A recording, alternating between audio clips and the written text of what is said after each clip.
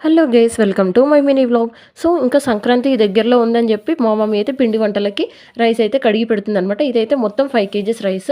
So దీంతో ఏంటంటే వడప్పలు and సెకినాలు అయితే చేద్దామని చెప్పి అనుకుంటుంది. ఇవి మొత్తం 5 కేజీస్ ఉన్నాయన్నమాట. ఆల్రెడీ మురుకులకి సపరేట్గా పిండి గ్రైండ్ చేసి పెట్టింది. సో ఓన్లీ దీనికి మాత్రమే ఇంకా చేయలేదని చెప్పి కడిగి పెడుతున్నాం.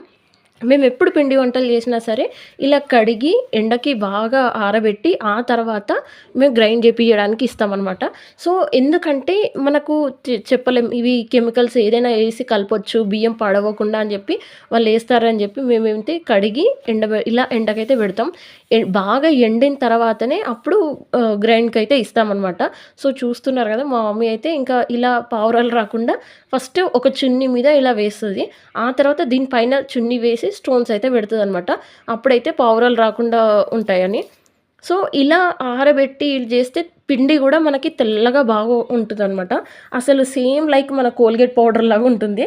సో, చూస్తున్నారు గదా! ఇక్కడ రెడీగున్నాయి. ఎప్పుడెప్పుడు తినాలా? ఎప్పుడెప్పుడు వాళ్ళెళ్ళిపోతారా అన్నట్టుగా చూస్తున్నాయి ఇవైతే. అవి రాకుండా మాత్రం మేమైతే స్టోన్స్ గట్టిగానే పెట్టాం. సో, మీరైతే సబ్స్క్రైబ్ చేసుకోండి. Thank you so much.